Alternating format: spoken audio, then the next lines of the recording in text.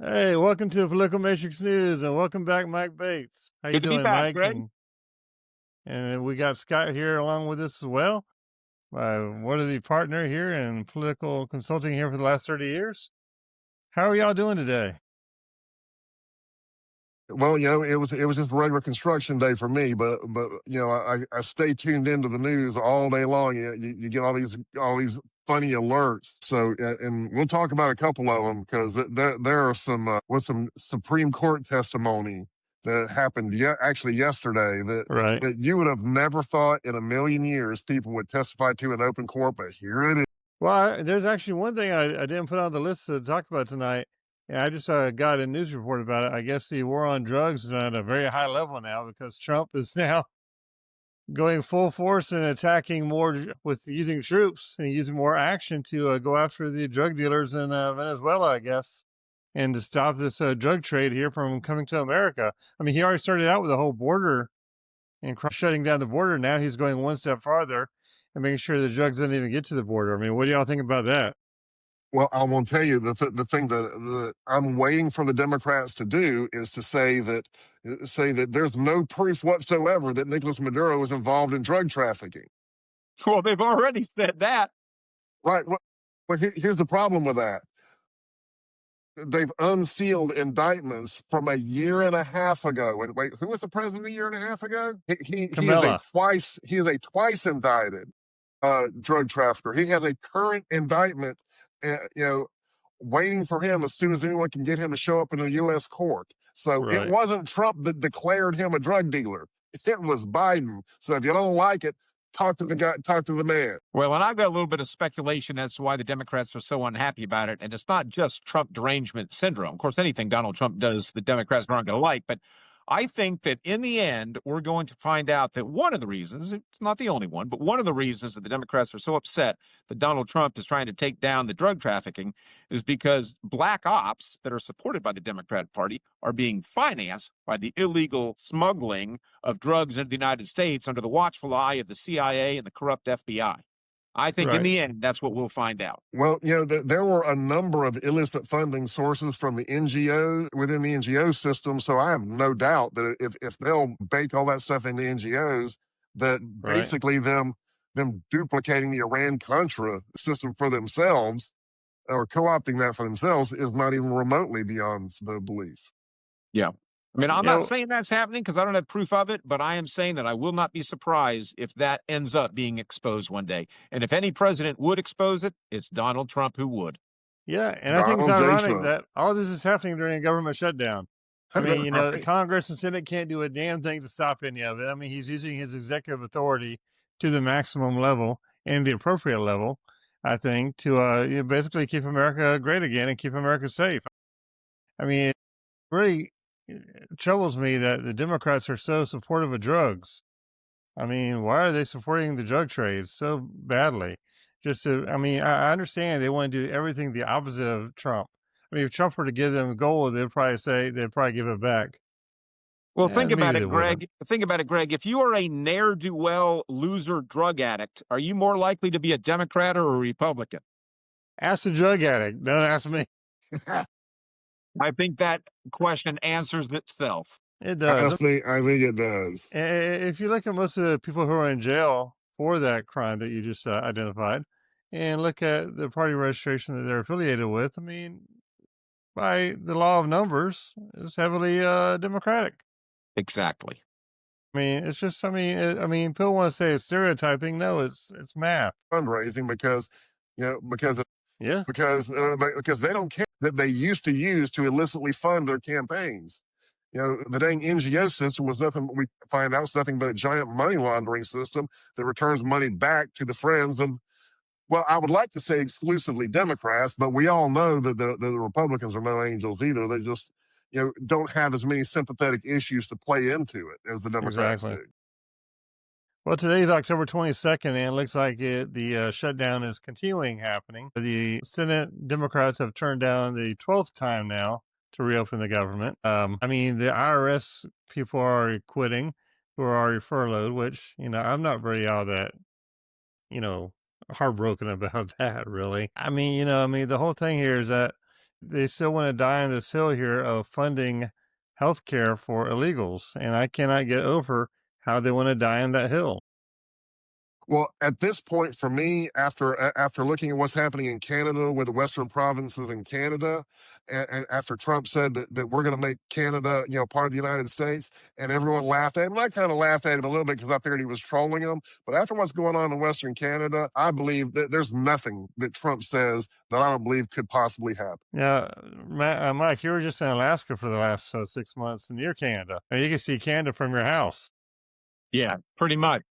And I will tell you that the Western provinces and also Yukon, which is a territory, not a province, but British Columbia, excluding Vancouver, and pretty much all of Yukon, they are not happy with what is going on in Ottawa and the eastern provinces, but there's only No? so much they can do. It's sort of like the flyover states in America. Well, we're not happy with what's going on in Washington either, but we've got the population centers around the East Coast and West Coast, and they control the overall composition of the legislative branch, and in the case of Canada, Parliament.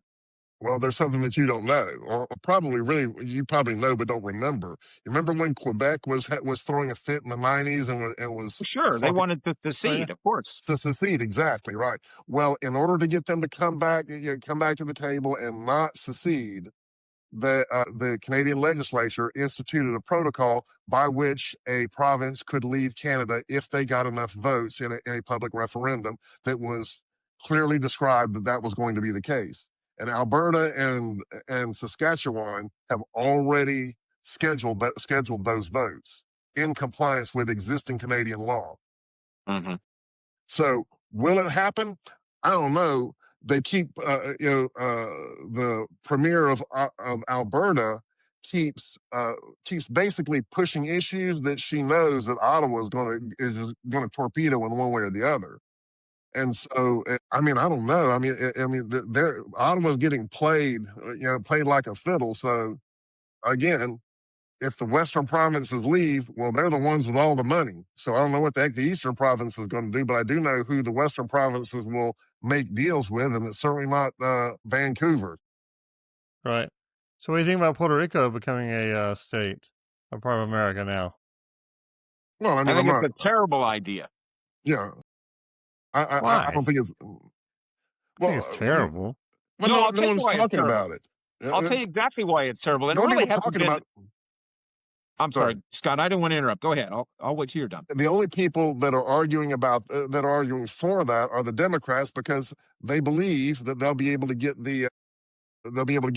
a whole boatload of Democratic voters out of that province. You think so? Did I lose you guys? I don't know.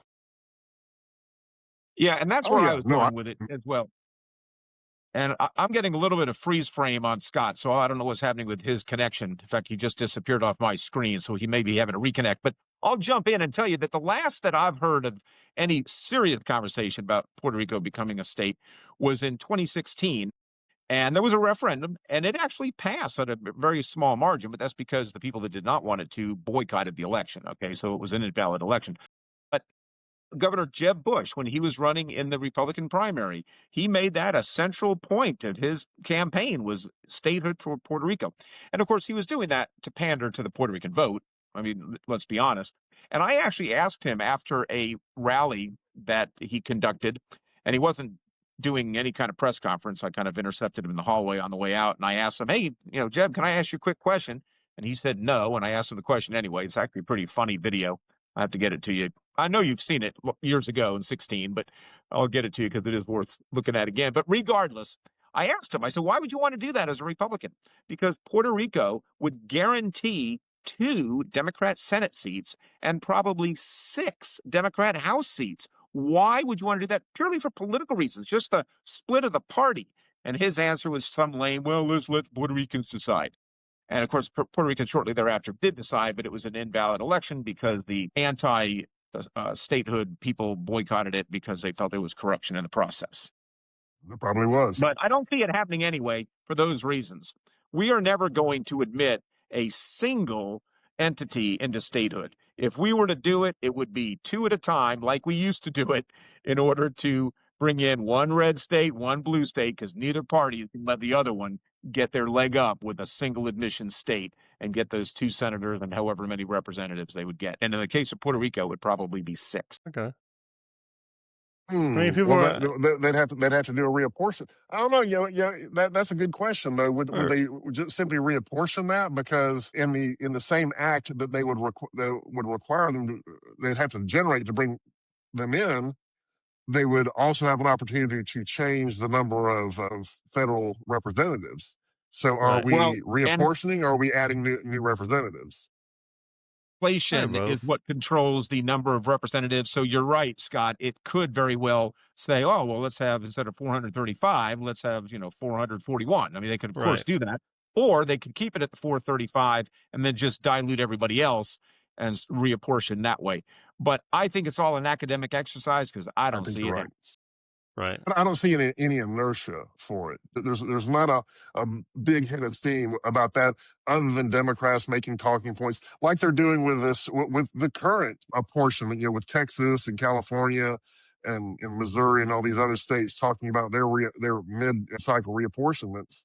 Right. I think that stuff is going to be resolved long before anyone even starts talking seriously about Puerto Rico. And because again, the only reason they're even talking about Puerto Rico is because the Democrats, the blue states, have so gerrymandered the Republicans, and the Republicans do that to the Democrats too, but not to the same degree. I mean, you look at California, and they've got 40% of the people, the registered voters they have there are Republicans, but there's only I think 3 or 4 California Republicans that are congressmen, and if they succeed in doing what they're doing right now, there will be 1.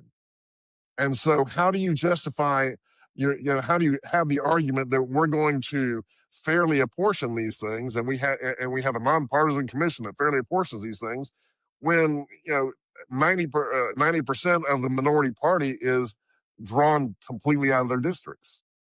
Well, that happens because if it wasn't for double standards, Democrats would have no standards at all. Indeed. I Well, mean, that they can say they do that in Florida, but the reality is that Florida actually has a reasonably balanced ratio of Democrats to Republicans that bears some resemblance to the makeup of the state. if you want to talk about double standards, let's talk about No King's Day real quick, which happened last weekend, which is interesting because all the people who are for government control of everything in your life and government dictation of everything in your life obviously did not look it up in their funkin' wagnalls about what the hell a king means. Obviously, they're for kings, although they're against a guy who they're saying is a king who wants to set everybody free. They're in favor of socialist kings. I mean, the stupidity is extremely high.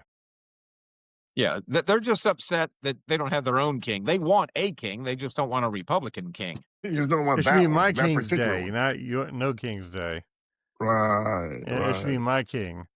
Because, I mean, like you said, they want a king, and they want it to be Barack Obama or, somebody who's under federal indictment, like the guy from the CIA. What's his name? Brennan. And yeah, Mr. Brennan.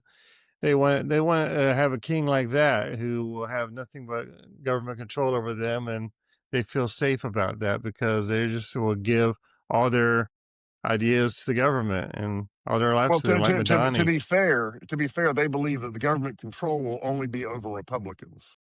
Well, that's very true. Not over them, only over Republicans. Well, it's And and I texted you this meme earlier, Greg, about the NAACP attorney at the Supreme Court. yeah, let's show this. Let's show that you had a meme with you. Oh yeah, yeah. We'll go ahead and post it on the screen here real quick. All right, so you got to manage that part of it. I'll go ahead and add it and everything. So basically, what were you saying in the meme? So the meme says, meet the NAACP attorney Janai Nelson. She just argued before the Supreme Court that white Democrats don't vote for black candidates because they are too racist. Because she can't come up with Republican black candidates like Byron Donalds, who's in a 1% black district, and yet somehow manages to have a whole bunch of white Republicans vote for him and bring him into office.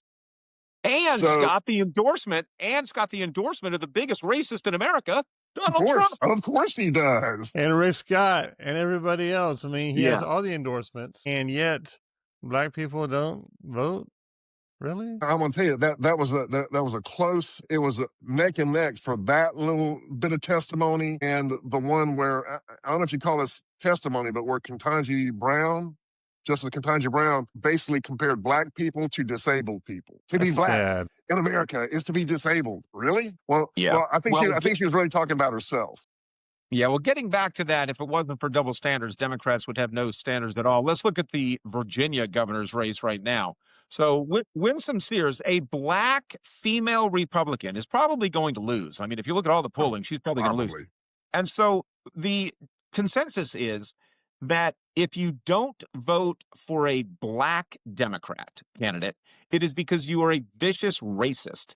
But if you don't vote for a black Republican candidate, it is because that black Republican candidate is a racist white supremacist. Yes, well, you know, what's the definition of it is? I mean, you know, the Democrat Party has been redefining basic grammar and vocabulary for decades. And I mean, you know, the whole idea here is what Martin Luther King says about the content of your character, not the color of your skin. And yet they keep on defining all their DEI and all their programs by nothing about character, but only about the color of your skin or your sexual orientation. Nothing about your character. Nothing. That's what this Louisiana case is all about. They need more Democrat space representatives so that they can have more black representation, because only a Democrat would vote to help a black person. That's their justification for this, right. and they're saying it, literally saying out loud.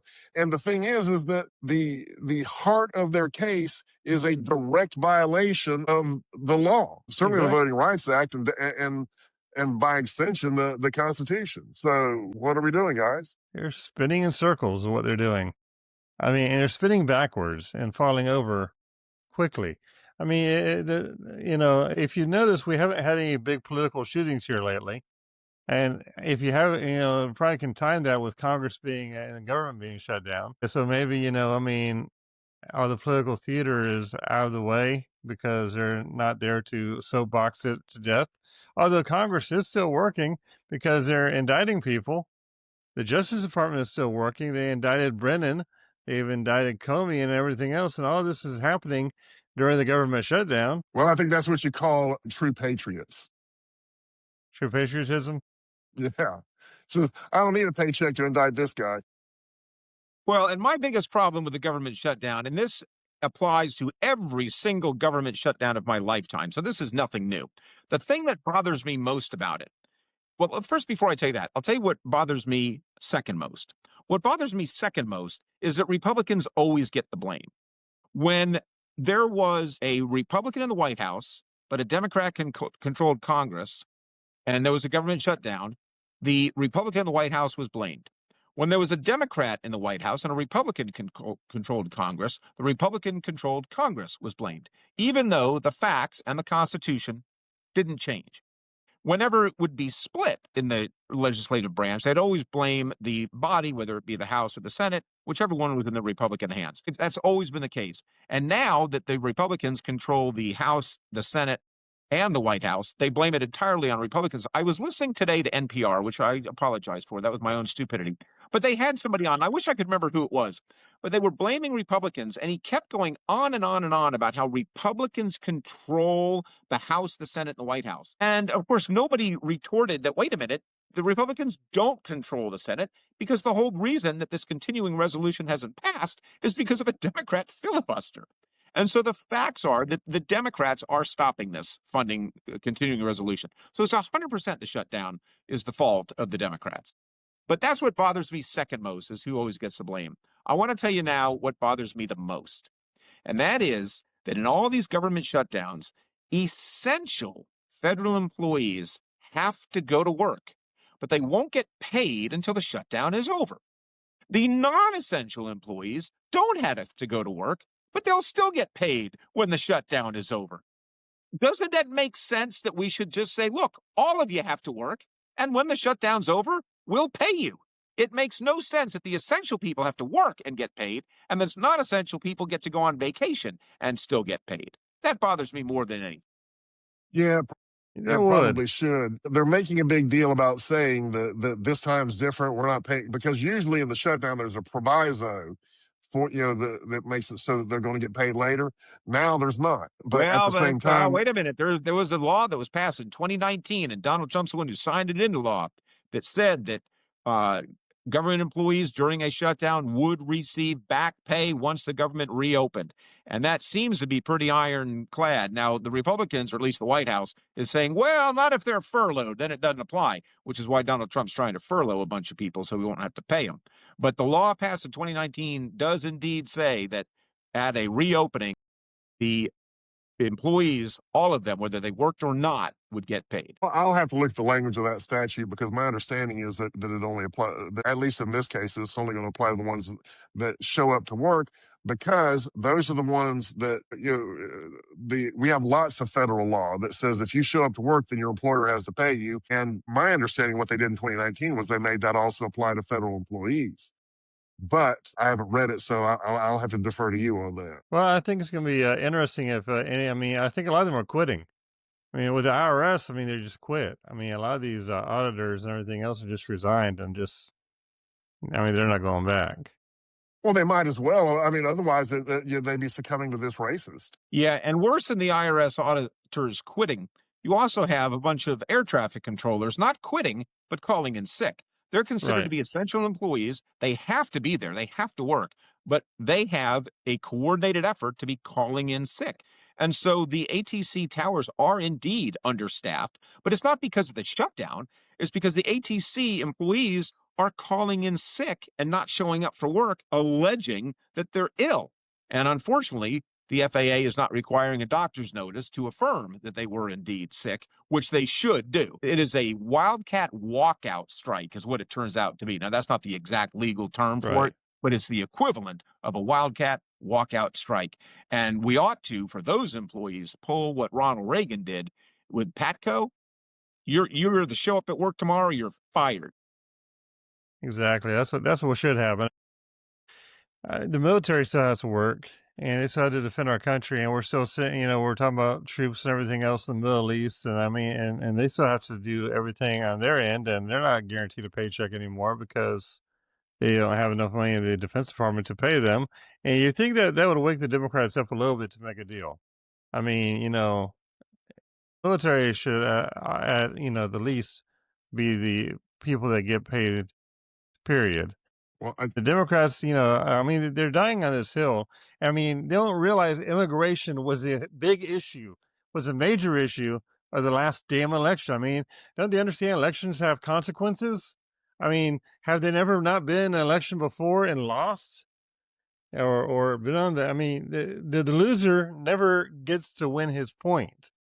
That's not how it works. Well, the worst part about this particular argument on the government shutdown is that it's 100% political. And I realize that most government shutdowns are political.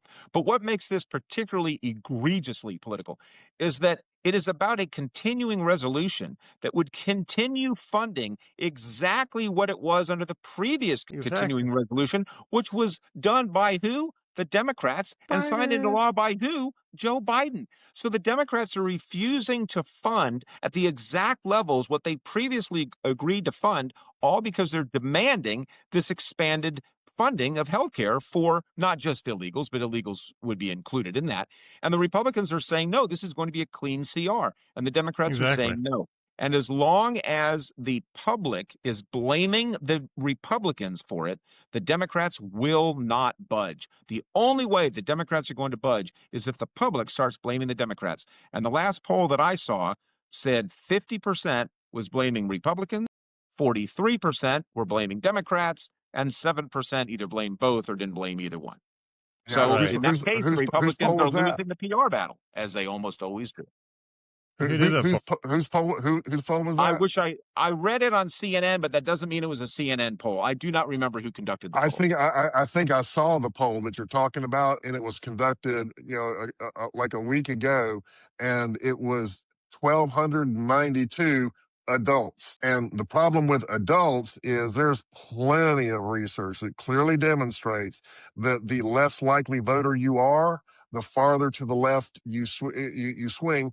Not because Democrats are more left leaning, but because that people who are less likely voters are less politically engaged and consume a lot less political media, and so their understanding of any given issue is simply that given to them by news presenters who, as you well know, 83% of are Democrats, and that's not even a bad part. It's just that it means that they've got a certain point of view, and they're going to focus on certain issues, and the only part of the story that they're going to hear, these casual political people are going to hear, is a left-leaning part, and it has very real-world consequences on a poll because they can vary as much as 13 points based on how connected the audience, the polling sample is to the likeliness of voting.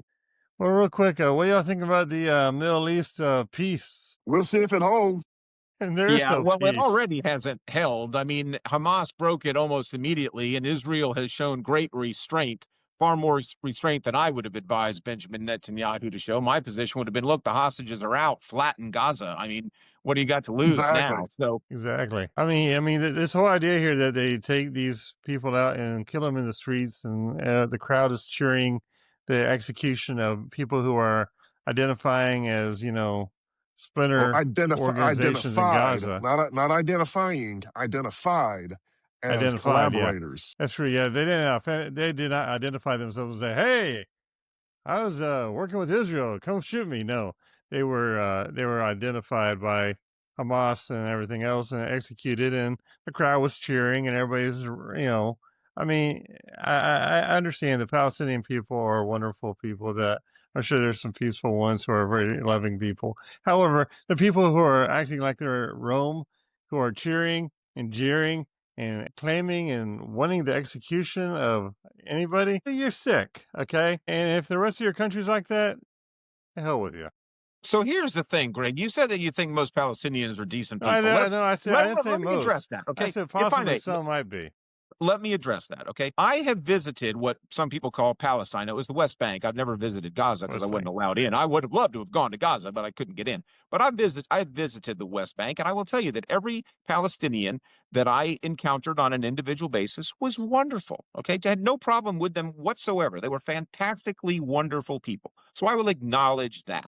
However, after the Gaza war began, after the October 7th attack, when Hamas invaded Israel and killed 1,200 people and took 250 or so hostage, there was a poll conducted by an Arab polling company that questioned the residents of Gaza of whether or not they supported the action taken on October 7th. And this was sometime in December, so this was less than 2 months into the war. And 97% said they favored that attack on Israel. So I don't want to hear this, oh yeah, they're mostly good people. No, they are not. Now, I'm not saying there aren't decent Gazans. I think after 2 years, it might soften up some. What? After a couple of years, it might soften up some, you think? No. Yep. No. Kill them all. Kill them all. Let Allah sort them out. Yeah, there's the thing is that historically, when we have, when other Arab countries have accepted Palestinian, refugees, and I don't mean created, Palestinian refugee camps. I mean, brought them into their country, spread them out through the country, invariably, regardless of how much aid they got, or support they got from the host country, they always became such a problem that the host country just kicked them out. Right. Because they were always starting things.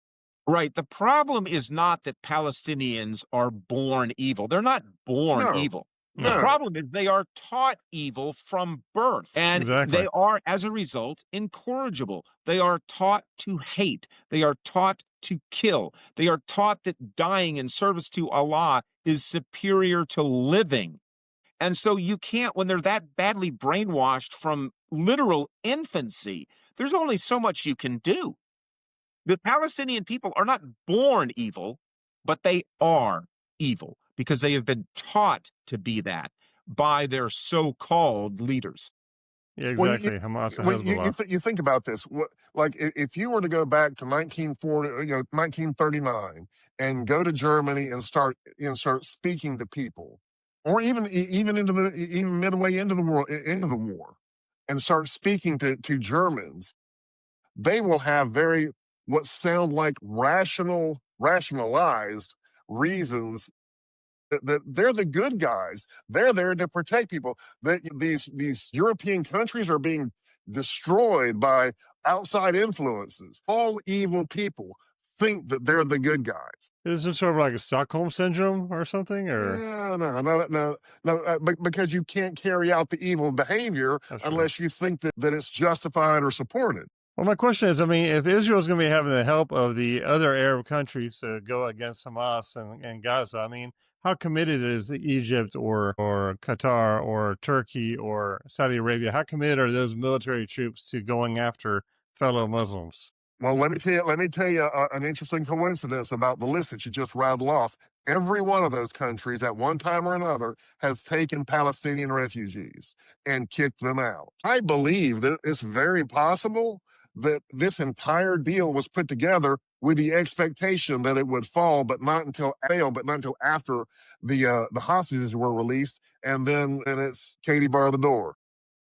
I mean, when we talk about Ukraine and Russia, and their whole similar situation of that ceasefire over there, I mean, they're actually drawing a lot of correlations between the Saudi and the Israeli and the Gaza peace accord, the 20 list document that Trump gave them. And they're trying to build some sort of a list like that for the Ukraine and Russia ceasefire. I really don't know if they can do. I don't think it's the same kind of cookie, though. I don't think it is, and I don't think Russia can survive that war to the summer. If Russia hasn't made peace by the summertime, they're not going to have the resources to continue with it anyway. Yeah, with us giving the tomahawks to Ukraine, Regardless of the tomahawks, every time they have no way of gathering money to buy the resources that they need, without literally giving away resources. and why is that? Because they're been sanctioned to death. Exactly. The only Trump people that can do it's not just Trump. I mean, America's been sanctioning them for a long time. And But we now, did today impose new oil restrictions on two of the largest oil companies in Russia. So we increased the sanctions against them. And India has finally agreed to not buy Russian oil. Apparently. Really? And there you go. India came on board? Say again? India came on board? Yeah. As of yesterday, that's what I heard, that India finally agreed that they would stop buying Russian oil. Well, all that's doing is accelerating the process because the way things are between Russia's imminent demographic collapse because of the 2 million working age people that have either been lost to the war or evacuated Russia to keep from having to participate in the war. They don't have people to physically do the work in Russia at a sufficient level. They don't have any way to pay them if they do. They don't have any way to buy things. They're starting to have a more Soviet-style economy again, and there's enough older people that remember that are going to say, just hell no. Exactly. They did not want to go back to that. You mark my word. If Putin doesn't resolve this thing by the summer, he will not live to see the summer. Because his boys will smile as they're inserting the knife. I know whenever Trump canceled their second summit, I guess they started doing their nuclear testing again, and to try to scare people as if they're actually going to use it, which I think they'd be foolish as hell to even think about using that. Not going to use nukes. That's just saber rattling. Flexing. And they are testing NATO's alliance. I mean, let's be clear on that. With these drones and these planes that they're sending in over Poland, it is all about testing NATO's dedication. And NATO had better respond, including Donald Trump. I know he talks big about not liking NATO and all, but I think that's just rhetoric to try to get them to live up to their commitments of spending their required GDP on defense.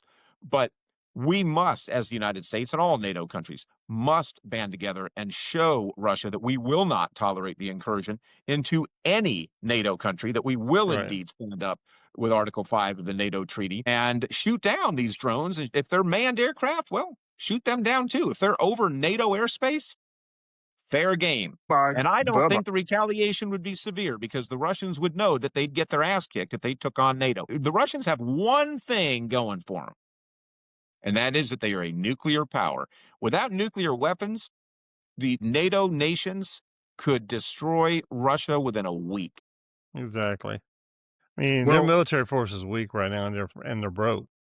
Well, they're weak and they're broke, and Ukraine demonstrated that you could basically they literally took out the entire Russian Navy, you know, in that was deployed around them with a bunch of drones. They don't have a navy, and yet they have stymied Russia's navy.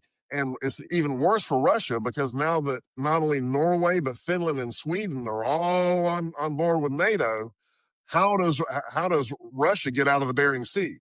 They have one port in there, but is it Bering Sea where Kaliningrad is? Black Sea. No, Black Sea. So they only have Kaliningrad, and that's it. And they have to be careful if they have like a sub with any kind of. They've already had one instance where they had a sub that couldn't submerge for whatever problem, and it brought up a huge alert of people doing nothing but literally driving over this thing the entire time it made it to the northern ports.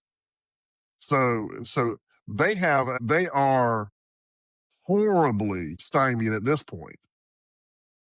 Because that silent service, those sub services, they can't do their job if you can watch them leave the port and then just navigate out into the Atlantic. By the time they get out there, we've got them firmly under surveillance if they've got to get all the way out to the Atlantic before they can start submerging. Well, it's going to be interesting. I think it's probably, like you said, probably going to be over by March. I think it will. But, I think the Gaza-Israel thing will probably be over never. I would love for the Russia-Ukraine conflict to be over by March, but I think you're very optimistic. The reason I think that is because I don't see how Vladimir Putin can end that war without acquiring territory that Zelensky and the Ukrainians are unwilling to give up. Now, President Trump, unfortunately, and this is a place where Trump and I diverge in our opinions, I think we do need to support the Ukrainian military against Russia. My objection to the Ukrainian funding is that we're funding all of Ukrainian infrastructure and government and healthcare and education. We're basically funding the entire nation of Ukraine. I think that's a waste of American taxpayer money. But we do need to fund the military because we must allow Ukraine, we must aid Ukraine in standing up to Russia because we cannot stand by and let any nation invade another sovereign nation and then take over territory. That is not how we solve things in the 21st century. But you're basically saying that we're treating Ukraine like they're another territory? Well, that's what we've been doing since the beginning. We've been funding nearly all of the Ukrainian government, and that includes education, infrastructure, healthcare, all of it, the bureaucracy, everything. It's not just a matter of supplying weapons and paying forces. We have been funding nearly the entire Ukrainian government for the duration of this conflict. And that is a colossal waste of taxpayer money. How many people know that? I mean, how many people in the public even know that? That's the problem. Very few.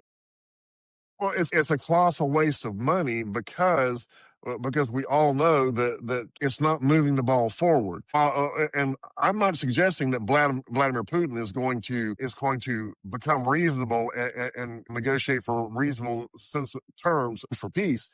I think what he's going to do is run out of resources with which to prosecute his war. We're almost to the point where we've restricted enough of these oligarchs to where all it's going to take is the right person to go up there and whisper in the right oligarch's ear and say, look, dude, if you do this, here's what, if Vladimir goes away, here's what you're going to get.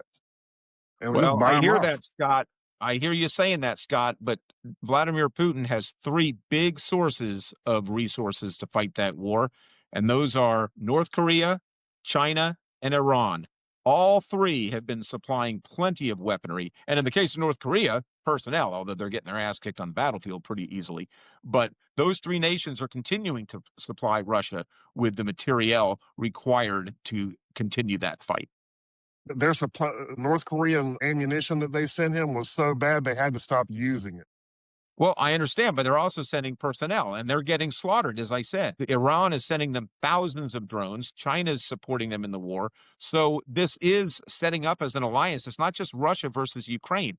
It is Right. Russia, China, North Korea, and Iran against most of the Western Exactly. But democracy. I don't think China and North Korea want to lose that many more people. No, they don't, but they're happy to supply them with the munitions. I mean, I don't disagree with you. I think that they're happy. I don't think that it's a partnership that China and North Korea are being and Iran are all being opportunistic. Iran is just being desperate because they've got no other option. They're so sanctioned they can't do anything. Well, So I they're agree. desperate. Yeah, you're right in the case of Iran and North Korea, but I believe the Chinese, what they're getting out of it is not just distracting the West and the United States, which they perceive as an enemy, but they're also allowing Chinese weaponry to be tested in an actual battle. And that is Right. valuable information that they haven't It had is. in a long time. I don't know that they've been supplying weapons. Yeah, the only people that supply more weapons around the world than them is Russia and us. Yeah, but I'm talking about high tech stuff. I'm not talking about just Kalashnikovs. I mean, you got to have Yeah. real serious high tech weaponry tested on the battlefield. Yeah, they stole a lot of our ideas. Well, of course they did. I mean, you look at almost all the Chinese, and for that matter, the Soviet designs are almost all either exact copies or slight modifications of what they stole from American tech. Or what we sold to them for campaign finance deals back in the 90s. Also true. That's right. Bill Clinton Forgot, did well, that. that's the Democrats. Gore and Clinton. That's Yeah, right. 2 other Democrats who were selling secrets and everything else. And I mean, everybody sweeps all this crap underneath the rug totally here, but not to go back to the double standards here, Democrats and blah, blah, blah, blah, blah.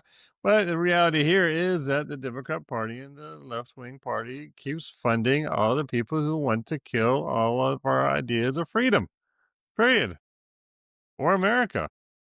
And the Yeah. reason people don't know that is to go back to George Orwell's novel, 1984. It's the memory hole. It's said, but then it's gone, and people just forget it. And the media, sadly, doesn't bring it back up. And people have very short memories, and they don't remember it. And if it's not on the headline today, people don't know what happened. People have Now it no takes, historical perspective anymore. well, now that TikTok's owned by Oracle and an American company, well, maybe they can start believing in TikTok a little bit more since it's not owned by China anymore. You're more optimistic than I am. I'm being sarcastic. I'm not optimistic at all. Everything I see on TikTok is interesting because, I mean, my algorithm is, a very normal algorithm. But so I see, basically music videos and stand-up comedy and pretty much right-wing propaganda. So I don't see any left-wing propaganda on my TikTok feeds. And so, I mean, the point is that the people need to know, and they don't know enough. And it really goes down to our whole reason why we need to destroy the Department of Education and return everything back to the states, because our education is failing all of our students from the federal government down. And hopefully during this government shutdown, those guys who in the DOE will be furloughed and laid off and never come back. The entire all of the necessary functions of the federal Department of Education can be handled by the by a small office in the Department of Commerce where they say where they do the math and say this state gets this much money, this state gets this much money, and this state gets this much money. That's the only function that the Department of Education should be doing, and that can all be handled within the Department of Commerce. And you can make a case for the Department of Commerce because the better trained our people are, the better our trade's going to be. Exactly. And let's dig into that memory hole, guys. The Department of Education did not exist until Jimmy Carter created it. And he Exactly. created it because it was a promise of the teachers union in exchange for their support in the Purely political and non-educational. Nothing about schools, nothing about children, nothing about furthering anybody's brains. It's all about political payback. The Department of Educational Lobbying. Exactly. Now, I mean, it's real quick before I want to talk about the Florida governor's race. It's starting to heat up a little bit here because I guess Jay Collins, the lieutenant governor, was appointed, and I guess he was an elected state senator in South Florida. He might be jumping in here probably next week. And into the governor's race, there'll be Paul Renner, the former Speaker of the House, Byron Donalds, a congressman, and Jay Collins on the Republican side. Yeah, my experience is there'll be two more Republicans, and I don't know, and there's generally going to be about 5 Republicans and about 5 Democrats jump in that race because they can fundraise off of it. Well, I know My for God. money. I mean, these guys are making a killing off it. Like Jolly. Jolly was a Republican congressman for decades, and he's running as a Democrat for governor now. Yeah, well, I saw Phil Ayer, spouting it, shooting off his mouth on X the other day. So Phil Ayer. Yeah, so Yeah. I do not share your Republican enthusiasm and confidence, guys. First, let me address the Republican side. Byron Donalds is going to be the nominee. With it, Trump endorsement is going to be enough that any other Republican is going to be an also-ran. But here's why I don't share your overconfidence that the Democrats shouldn't even bother running somebody because a Republican is guaranteed to win. Remember, 2018, Andrew Gillum, the Democrat candidate, came within 18 0.01% of winning that race. And there was a recount, and Governor DeSantis won it. Andrew Gillum, 16 months later, was caught in a hotel room with a naked gay prostitute doing crystal meth.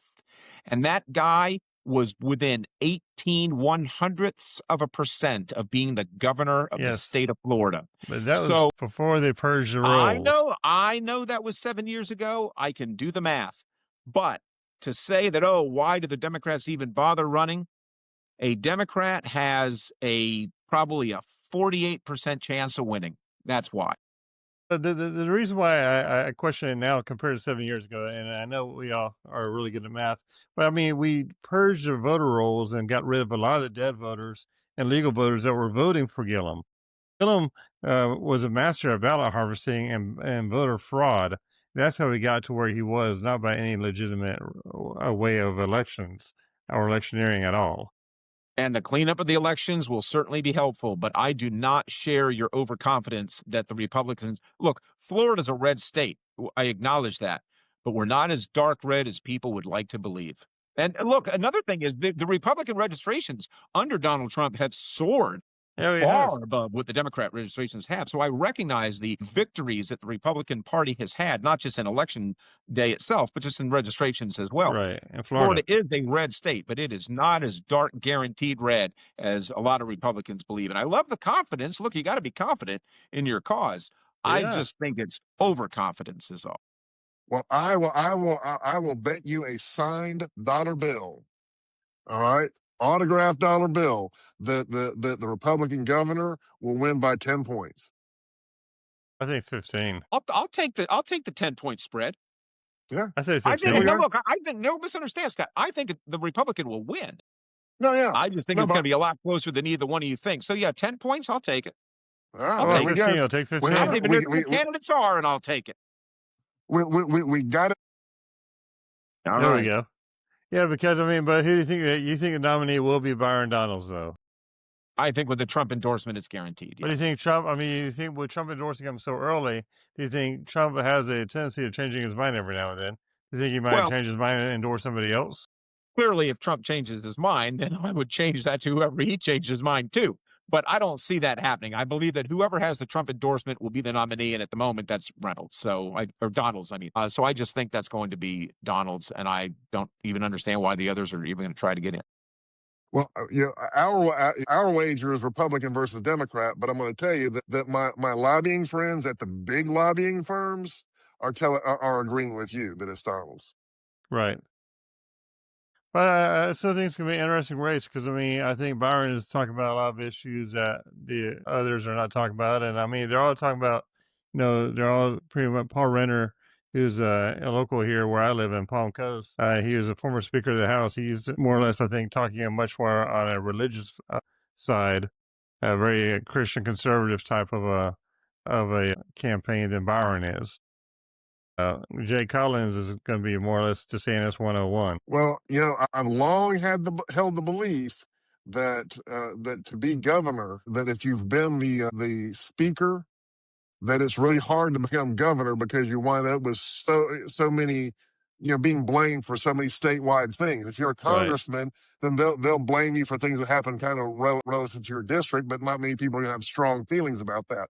But when you're the Speaker of the House or the Senate President, then the things that you do have heavy sway against people. And I'm not just because they're Democrats or Republicans. It's just because the nature of that type of seat makes it easy for you to make a lot of hard feelings across the state.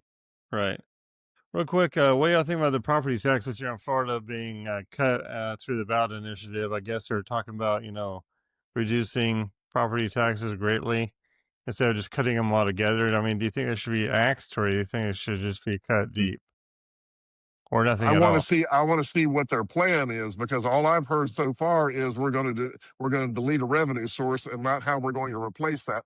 Not any kind of believable explanation of what we're going to do to replace the revenue. Yeah, and unfortunately, the plan is, I think, to not replace the revenue, and that's idiotic. I am one of these people. Look, I don't like paying taxes any more than anybody else, but I'm not one of these people who believes that all taxation is theft. You got to have some taxes to fund the government. And it's real easy for Tallahassee to say, cut property taxes, cut property taxes, cut property taxes, because the state doesn't benefit from property taxes. It's the counties and municipalities that benefit from the property taxes. So it's real easy for the state to take away city and county funding and get all the political accolades of, oh, I'll reduce all these taxes, right? Exactly. I think every single plan, and a couple plans were put out today. There's several, like half dozen maybe, and I read them, but I don't have them committed to memory. But various plans of phasing out over 10 years. Some of them are eliminating them immediately. All of them, however, don't allow you to affect anything on the side of school funding through property taxes. Most of them don't allow you to cut law enforcement, which is funded through property taxes.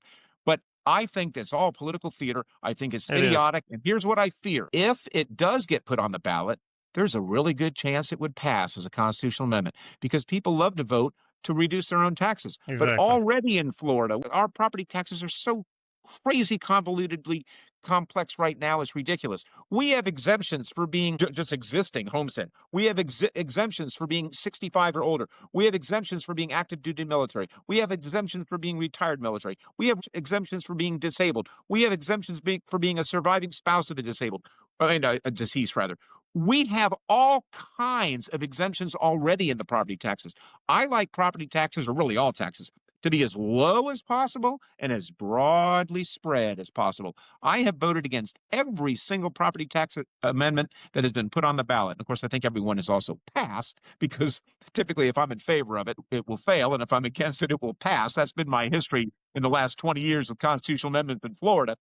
But if it does go to the voters, I fear it will pass. And then how the hell are cities and counties going to fund their operations? There are legitimate functions of county and city government. Sure, there's waste, fraud, and abuse. There always is. But you can't solve that by eliminating the funding source, which is what these fools in Tallahassee are doing for purely selfish political reasons, because they will still have the same budget they've always had. Yeah, I mean, this whole Doge thing on the Florida level, I mean, Doge is really important on the federal level because there's a lot of waste. Florida is pretty lean. Okay, there's not a lot of government waste in Florida. I mean, in fact, if you go to any county commission office or any city council office, the majority of the people there are not sitting around playing solitaire or hearts on our computer. Majority of them are backed up on work, doing a lot of work. They're shorthanded. They're short-personed. I mean, the deputies, most sheriff's departments are being poached altogether by ICE or other things. And so, I mean, you have a lot of law enforcement here that's being dropped. And so it's very weird. Well, I mean, there's not a lot, for the federal government has their little fingers in so many pies that it's very easy to create just a horrifically corrupt system. State level, even a state as big as Florida, I mean, the scope is so much more limited than what you do in the feds. Is there going to be waste? Sure there is. And when you call it out, it's going to sound like it's the most horrific thing that you've ever heard of. But the reality is it's like a fraction of a percent of what happens in the actual budget.